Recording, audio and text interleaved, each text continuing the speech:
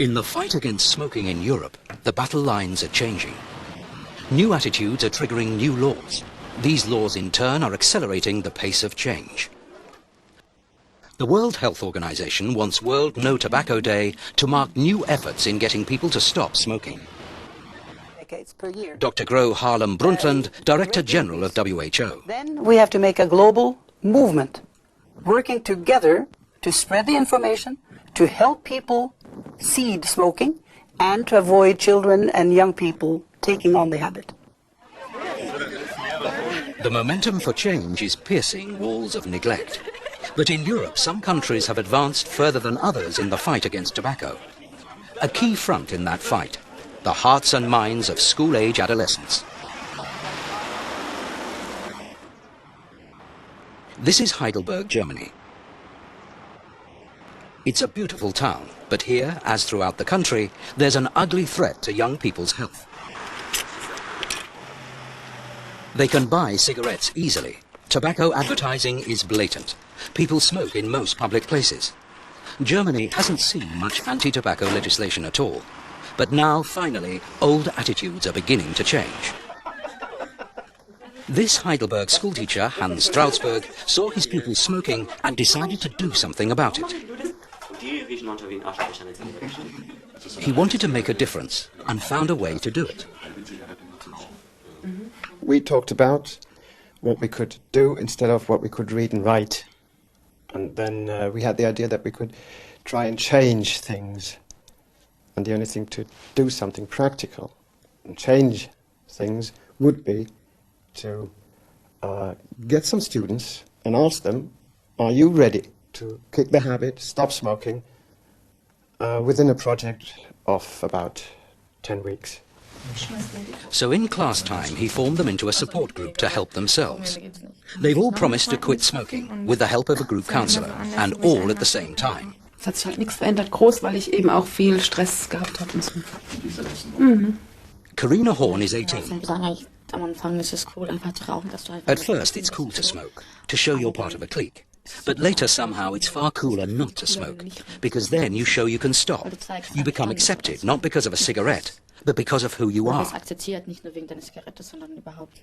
Yes, it's cooler not to smoke. Across town, another innovation. A telephone hotline for people who want to stop smoking. Called the Quit Line, it's based on a similar project in London. But despite initiatives like these, there's a lot still to be done. On German television, you see films in which people smoke all the time. You have cigarette vending machines at every corner in every street. And you have advertising wherever you go, even right next to schools. And that has to be changed as well.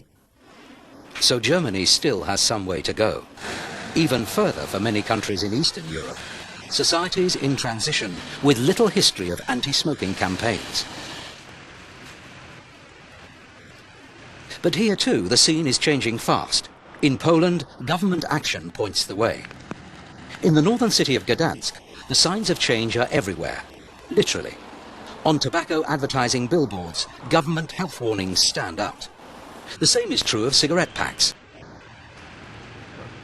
Many public places are non-smoking. These developments reflect an unusually high awareness of tobacco addiction in Poland.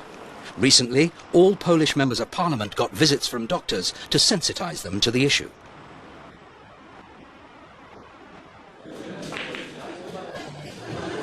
Even so, as in Germany, young people here see smoking as a symbol of emancipation. Anya and Alicia are both 18, and they've both been smoking for 3 years. Their attitudes reflect the complex challenges facing even the toughest legislation. Mostly friends influenced me to smoke. Adverts didn't influence my decision at all. Health warnings don't bother me. They've no influence on anyone. I think young people start smoking mainly because they want to be equal to adults. I smoke because I can't stop. In Gdansk, to meet the problems of young smokers like Anya and Alicia, a group of doctors and psychologists from the university bring together a number of school students once a year. They train them to tell their fellow pupils about the dangers of smoking and to encourage them to quit. If the Poles and the Germans need an example of how legislation can work, they only have to look to France. Elisabeth Giraud is a single mother and lives with her 6-year-old daughter in the town of Amiens.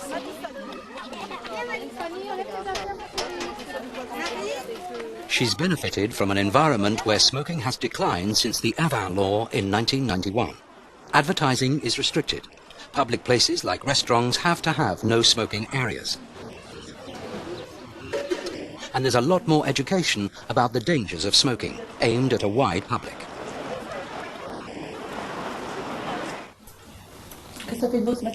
Elisabeth used to smoke 2 packs a day. She saw cigarettes as a reassuring friend. But she had a powerful reason to quit. J'étais esclave de cigarettes, puis j'en avais marre, je voulais plus de ça. Puis ma fille aussi. I was a slave to cigarettes. I was fed up with it, and my daughter wanted me to quit. She kept sucking her thumb. She couldn't stop. She asked me when I'd quit smoking, so I told her, "You stop sucking your thumb, I'll stop smoking." Bon, j'étais pas prête à arrêter de fumer, donc on me dit, maman, quand est-ce que t'arrêtes de fumer? Bon, j'ai dit, bon, t'arrêtes de sucer ton pouce. She's kept her side of the bargain, so now I really have to quit. Ah bon. Il a fallu que j'arrête ma cigarette. Qu'est-ce qui est positif pour vous? L'odeur du tabac, j'ai plus chez moi. For Elisabeth, help was close at hand. Here at the local state-funded Centre for Help to Stop Smoking, she gets advice and support, and at first, nicotine patches to help her stop. Bien, alors on y va, je vais vous poser ici. When we filmed, Elisabeth hadn't smoked for 2 weeks. She says these consultations help her most of all. Si vous étiez pas dans la même classe. For millions of people like her, changes in laws and prevailing attitudes are a key motivator. At the same time, new opportunities strengthen their determination. Those opportunities now have many different forms. But this idea that credit would never go. A privately run group therapy session for smokers in London. It's a one-off session lasting half a day, run by therapist Robin Haley. Each participant pays $200. In recent years, commercial initiatives like this have been growing fast. What made you start up again? Steve Vanstone works as a financial advisor. Having that one special cigarette that you mentioned. In Britain, a combination of restrictive laws and anti-tobacco campaigns have created a healthier climate. Many businesses have banned smoking in the workplace.